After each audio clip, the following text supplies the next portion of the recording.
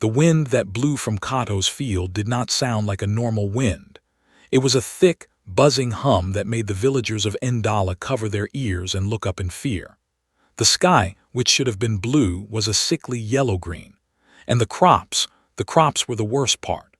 Overnight, the tall, healthy corn and yams had turned black and brittle, as if a great fire had burned them from the inside out. People were screaming, running from their homes to see the disaster. Children cried, holding their mothers' legs. In the middle of it all stood Kato, the farmer. His face was pale with shock. He could only watch as his entire life's work, the most amazing farm anyone had ever seen, was destroyed before his eyes. This is where our story begins, at its terrible end. But to understand how this horror happened, we must go back in time. We must go back to the beginning, to the day a simple stranger walked into Ndala village. Because if only the farmer knew who the poor stranger really was, none of this would have happened. The sky rumbled, not with thunder but like a giant living drum. It was a sound that promised suffering. And as the villagers looked on, the story rewound to seasons earlier, when the trouble was just a seed waiting to be planted. If you're watching this video, please like, subscribe to the channel, and tell me in the comments where you're watching my folktale story from. I want to know how far it has traveled. Seasons earlier, the sun was hot and the earth was dry. A drought had gripped Ndala village. Many farmers watched their plants wilt, their hearts heavy with worry. But one farmer was different. His name was Kato. Kato was a good man, known throughout the land for his generous heart. Even when his own harvest was small, he would share his last bowl of grain with a hungry neighbor or a passing stranger. His wife Adana would sometimes worry. "Husband," she would say, "you have a heart bigger than your farm. You must save some food for us and our little boy Ben." Kato would smile and pat her hand. "The world is our family, Adana. If we share our little, the gods may bless us with more." Other richer farmers laughed at him. "Foolish Kato," they would say. "You trust every ragged stranger who asks for help. One day one of them will bring you trouble instead of thanks." But Kato never listened. He believed kindness was its own reward. That night, after a long day of sharing his water and food, Kato fell into a deep sleep, and he dreamed. In his dream, he was standing in his field. The moon was bright. He heard footsteps, slow and deliberate, crunching on the dry soil. He turned, but no one was there. He looked down and saw the footprints, bare feet, pressing into the earth, coming closer and closer to his house. The very next evening, as the sun was setting and painting the sky in colors of fire, a stranger appeared at the edge of Kato's farm. The man's clothes were ragged and covered in dust. His lips were cracked from thirst, and he walked with a slow, tired shuffle. He looked like he had walked across the entire world. Kato, seeing the man's condition, did not hesitate. "Welcome, friend," he called out. "You look weary. Come, rest and share my meal." He brought out a bowl of fresh water and a plate of steamed yams, but the stranger did not reach for the food. Instead, he looked deeply into Kato's eyes. His own eyes were a strange, light brown like old honey. "Your kindness is known," the stranger said, his voice a dry rustle. "I will eat your food, but only if you promise me something." Kato, surprised, nodded for the man to continue. "Promise me," the stranger whispered, "that you will share the bounty of your next harvest with me. A portion of all that your land produces must be mine." It was a strange request, but Kato, wanting to help, agreed. "I promise," he said. Only then did the stranger eat. When he was done, he reached into his torn pocket. He pulled out a small, sealed gourd, no bigger than a closed fist. It was covered in tiny, carved symbols. "Take this," the stranger said, pressing it into Kato's hand. "Plant this beneath the very first seed you sow when the rains come. Do not open it, just plant it." Before Kato could ask any questions, the stranger stood and walked away, disappearing into the growing darkness, leaving Kato holding the mysterious little gourd. Kato was a man of his word. When the first rains finally fell, wetting the thirsty earth, he took his best seed yam and went to his field. Remembering the stranger's words, he dug a small hole. He placed the strange, sealed gourd into the earth, and then placed the seed yam right on top of it. He covered it with soil and said a small prayer. What happened next was a miracle. Overnight, a strong green shoot sprouted from the spot. Within 3 days, a healthy yam vine had spread across the field. In a week, Kato's entire farm was bursting with life. The plants grew unnaturally fast and tall. His corn stalks reached for the sky. His yam leaves were as big as elephant ears. The news spread through Ndala like wildfire. The villagers rushed to Kato's farm, their mouths open in amazement. "Kato, how did you do this?" they asked. Kato, just as shocked as everyone, could only think of the stranger and the gourd. The first fruit to ripen was a single perfect mango from a tree that had been struggling for years. Kato picked it and gave it to a small girl from the village. She took a big, happy bite. The moment the sweet juice touched her tongue, her eyes rolled back into her head and she fell to the ground in a faint. Her mother screamed. But then the girl's eyes fluttered open. For a brief second, they glowed with a soft, golden light before returning to normal. She smiled. "It was the best taste in the whole world," she whispered. Kato became the hero of Ndala. His farm produced more food than anyone had ever seen. The market overflowed with his perfect, giant vegetables and sweet fruits. People came from neighboring villages to trade for Kato's magical produce. He was no longer foolish Kato, but Kato the Blessed. He gave away food freely, remembering his promise to share his bounty, though the stranger was nowhere to be found. The village was happy. Their bellies were full and they sang Kato's praises all day. They built a small statue of him in the village square. He was their idol. But in the middle of all this celebration, an old, blind priestess named Nyara sat outside her hut. She could not see the amazing crops, but she could feel the air and smell the soil. She listened to the sounds of the thriving plants.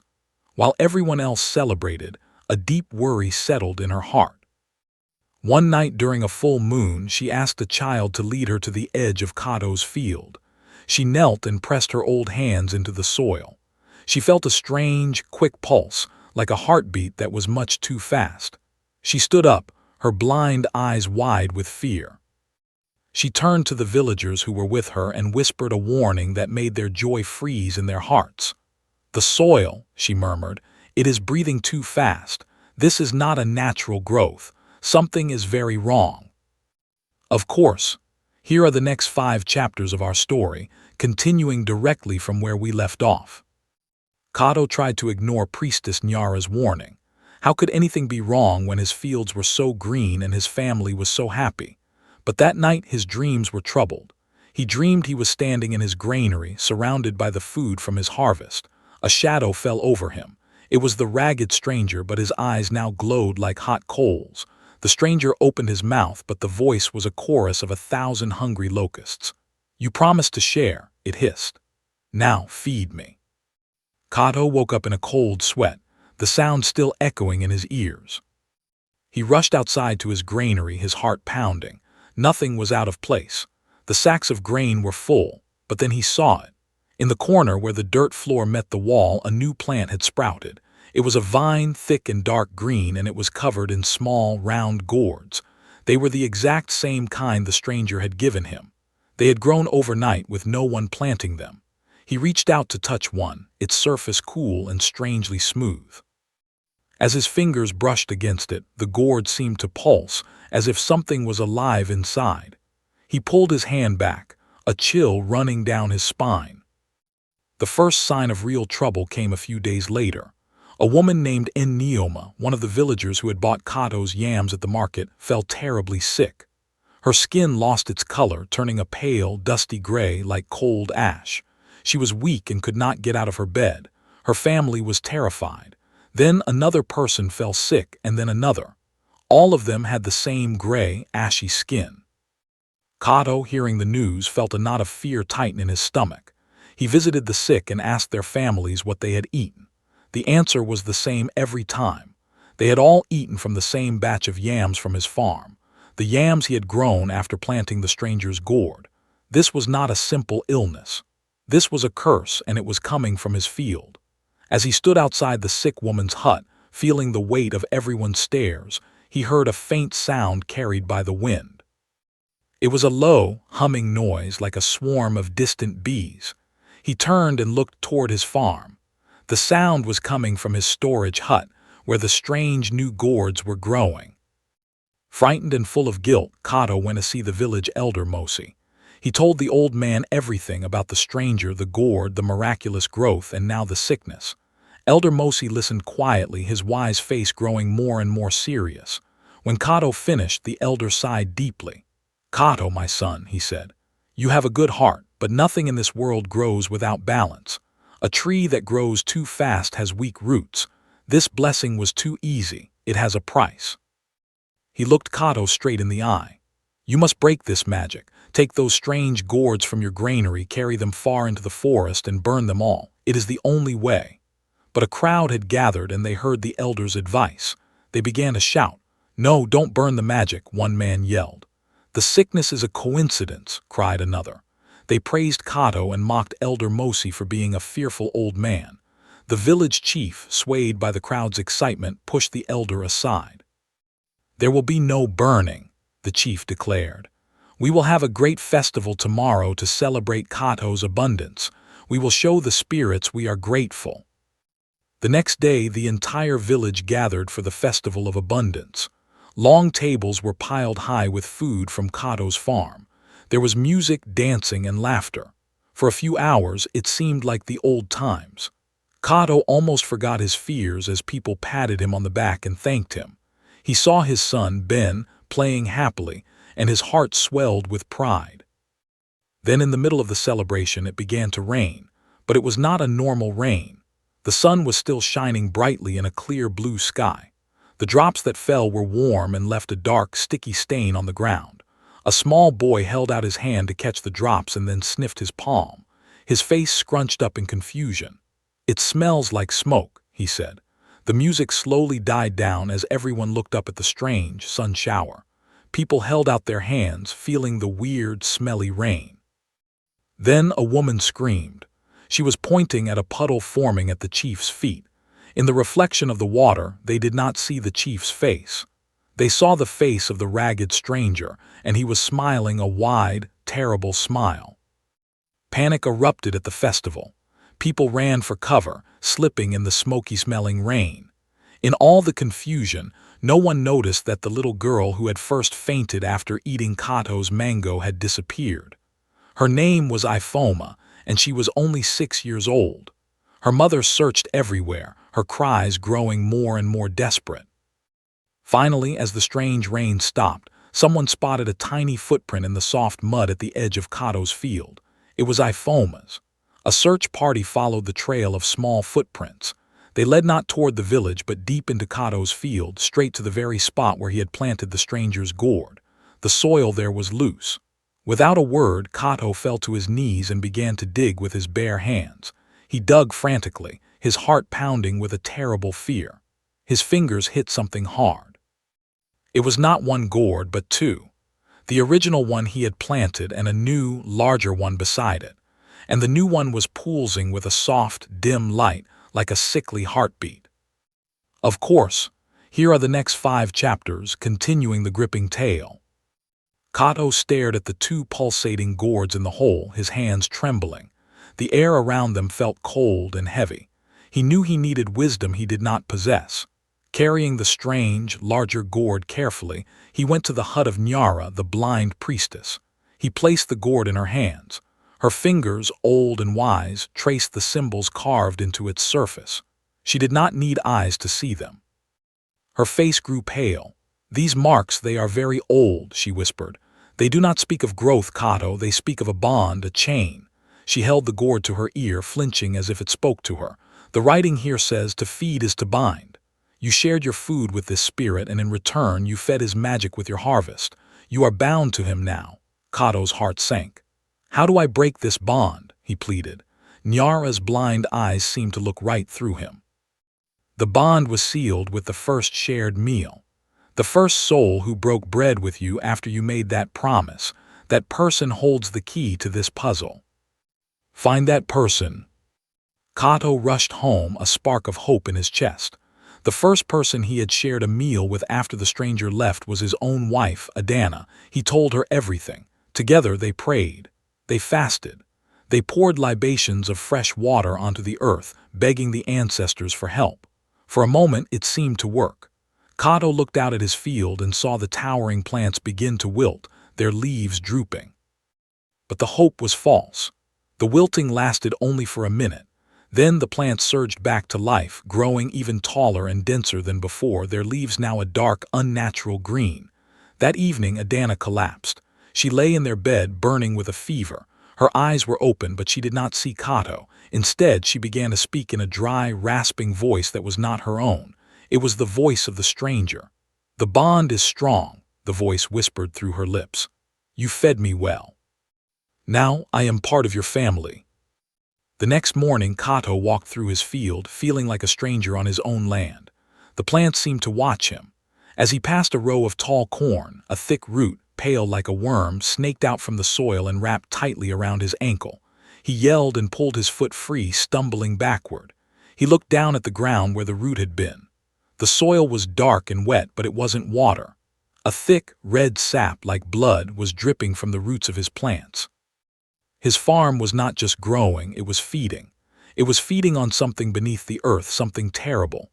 He ran, his breath catching in his throat, wanting only to get back to his house. But as he ran, a flash of color caught his eye. Half buried in the dirt, trampled by the strange roots, was a small, wooden doll. It was Ifoma's doll, the one she always carried. She had been here. The field had taken her. That evening, consumed by grief and fear, Kato saw him. The stranger was standing at the far edge of the field, just where the trees began. He was no longer ragged. His clothes were clean, and he stood tall and still, a faint smile on his face. He looked healthy and strong. Kato's anger exploded. He shouted and ran toward the man, ready to confront him, to demand his wife and the child back. He ran as fast as he could, his eyes locked on the stranger. But the man did not move. He just kept smiling. When Kato was only a few steps away, he noticed something strange. The stranger's feet made no footprints in the soft mud. Before Kato could reach him, the stranger's body dissolved. He turned into a cloud of dark, gray smoke. The smoke did not blow away in the wind. Instead, it streamed past Kato, moving quickly toward his granary. It slipped under the door like a snake, disappearing inside. Kato threw open the granary door, his spear raised. But the hut was empty. There was only the strange vine, now thicker, with even more glowing gourds. The air was cold and filled with a soft, humming whisper. A promise was planted. A promise was planted. He knew he had to find the source. He grabbed a digging stick and began to break the hard-packed floor where the vine grew. He dug for an hour, sweat pouring from his brow. Finally, his stick hit something hard. It wasn't a root or a rock. He brushed away the dirt and found a flat, white object. It was a bone carved from a large animal. On it were etched symbols, the exact same symbols Nyara had described from the gourd. This was the anchor of the magic. As his fingers touched the cold bone token, the humming in the air grew louder, turning into clear, sharp whispers that seemed to come from the walls themselves. A promise was planted, they hissed, over and over again. The curse had a root, and he had just found it. Of course. Here are the next 5 chapters, as the story deepens and the village's fate hangs in the balance. Kato ran to the village council, the carved bone token held tightly in his hand. He showed it to Elder Mosi and the other leaders. "This is the source of the curse," he explained, his voice desperate. But the fear in the village had turned to anger. More people had fallen sick with the gray ash skin. Neighbors whispered that the blight from Kato's field was now spreading to their own farms, twisting the leaves of their plants. Elder Mosi looked at the bone with grim understanding, but the other council members were not swayed. "This is witchcraft, Kato," one shouted. "Your kindness has brought a demon to Ndala. You must be banished to save the rest of us." They voted to drive Kato and his sick wife from the village at sunrise. As the angry decision was made, Priestess Nyara, who had been silent in the corner, stood. Her voice, though quiet, cut through the noise. "Wait," she pleaded. "You cannot do this. The spirit is tied to the land through that bone. If Kato is banished now, the bond will snap and the spirit's hunger will be unleashed on all of us. Give him one more night. If he burns the wrong gourd in his haste, we will all die." That night Kato stood guard over his granary, determined to protect what was left. He knew he had to act, but Nyara's warning about choosing the right gourd filled him with terror. A wrong move could doom everyone. Just past midnight, a low groaning sound came from the earth beneath the hut. The ground trembled. Then, with a terrible cracking sound, the entire granary collapsed in on itself. It was not a normal collapse. The building was swallowed by the earth, as if a giant mouth had opened beneath it. Where the hut once stood was now a deep, dark pit. A dull, orange glow seeped from the depths like light from molten rock. The villagers, woken by the noise, gathered at a safe distance, their faces masks of horror. Then a small figure climbed out of the pit. It was the missing girl, Ifoma. Her clothes were clean, but her eyes were blank, seeing nothing. She looked directly at Kato and spoke in a flat, empty voice. "He is still hungry," she whispered. Then she collapsed into the dust. Kato's last bit of hope shattered. He remembered Nyara's earlier advice to burn the gourds. He could wait no longer. He grabbed a burning torch from a villager's hand and, shouting in fury, threw it into the pit, onto the remains of the granary and the strange vines. The fire caught quickly, burning with a green and orange flame. The smoke did not rise normally. It gathered in a thick black cloud above the pit. The smoke twisted and formed itself into a giant, perfect face, the face of the stranger. The smoke face looked down at Kato and let out a sound that was not a laugh but a roar of dry, crackling amusement. "You fed me too well, farmer," the voice boomed from the smoke. "Now you try to take it back. It is too late." As the voice faded, the green fire leaped from the pit. It raced across Kato's field, setting the cursed crops ablaze. But the fire was not natural. It burned only Kato's field, stopping in a perfect, straight line at the very edge of his land, not touching a single plant belonging to his neighbors. It was a message. The spirit was in complete control. As the unnatural fire died down, leaving his field a field of black ash, Kato's mind was racing. Nyara had said the first soul he fed held the key. He thought of the sick people, all bound to him. He sat with the list of their names, trying to find a pattern. Then he saw it.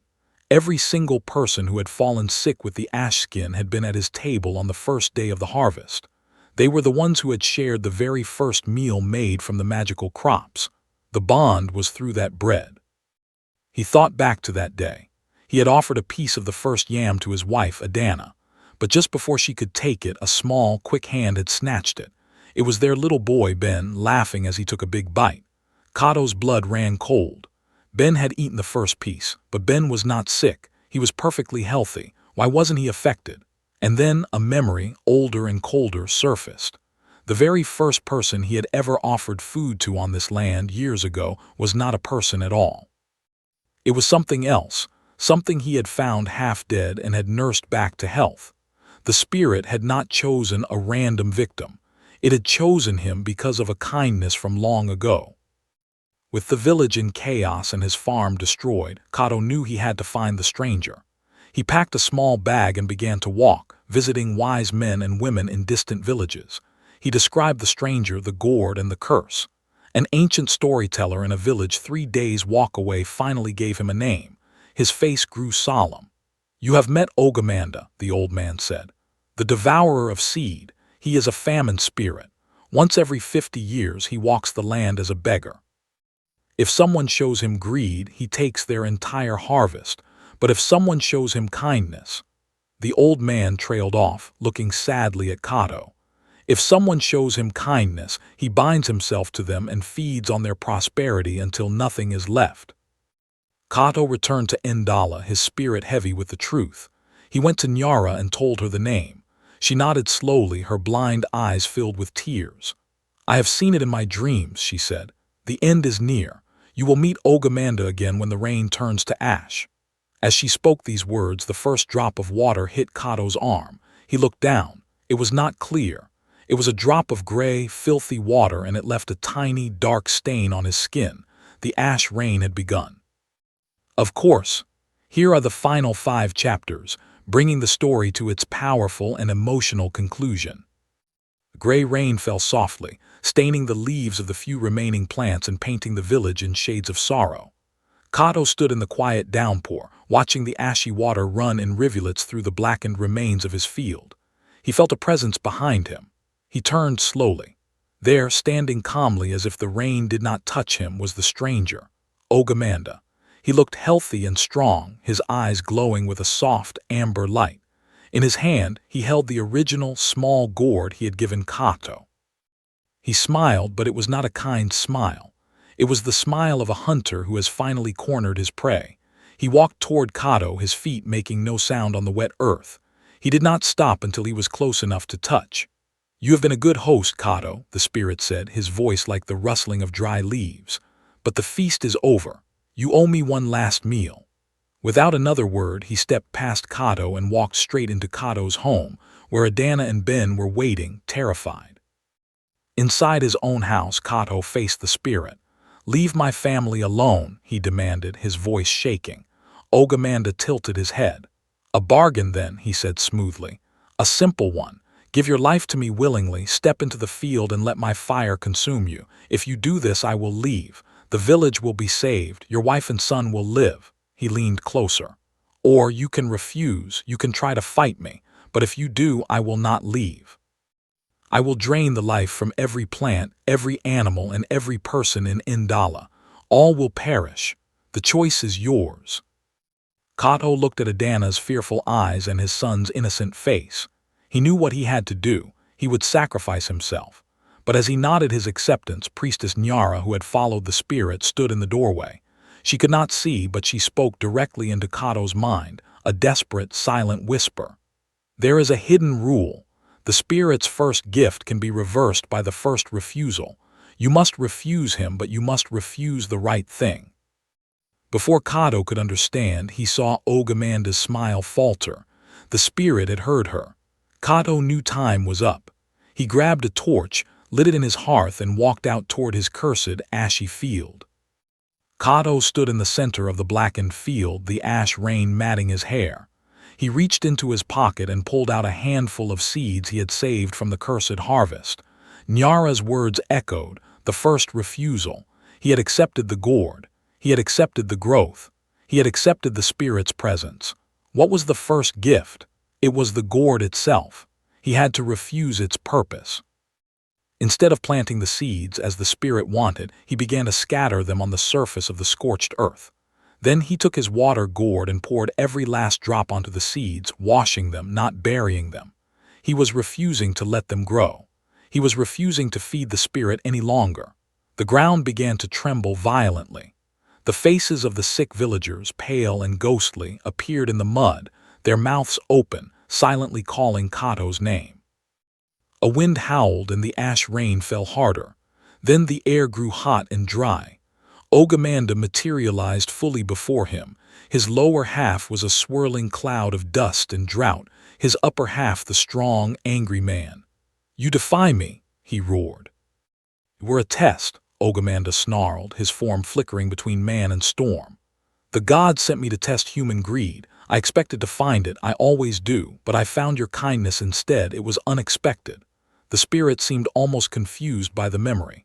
"A kind heart is a powerful chain, Kato. It bound you to me more tightly than any greedy man could be bound. Your generosity gave me strength.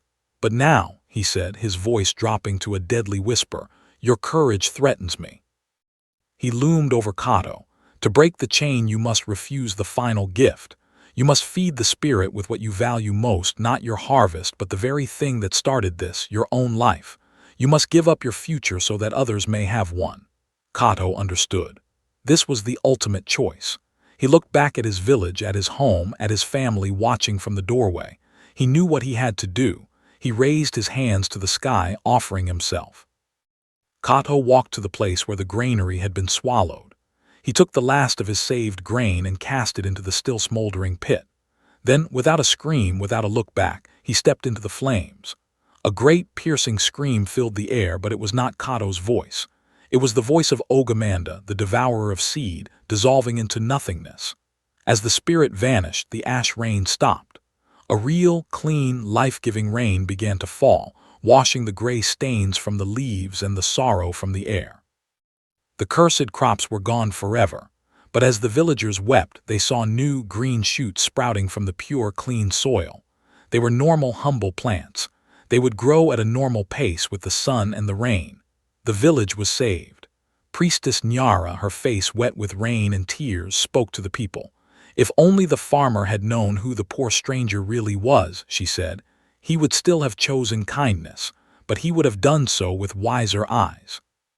His name became a prayer, not just for kindness, but for the courage and wisdom to use it well. The rain cleansed the land, and Kato's sacrifice seeded a new beginning for them all. The story you have just heard is a beautiful African tale I heard long ago. I'm telling you to wake your minds to kindness, fairness, and how we should care for our orphans and hungry neighbors. If you were Kato, what vow would you keep? Would you choose greed, or would you feed others first and find your own blessing along the way? I want to know your opinion because every story is like a candle that can light the path for someone else. God bless you, and may courage guide your hands. Meanwhile, on the final screen, I am leaving you with one of the channel's most beloved folktales. I am sure they will surprise you. Thank you for staying with me until this moment.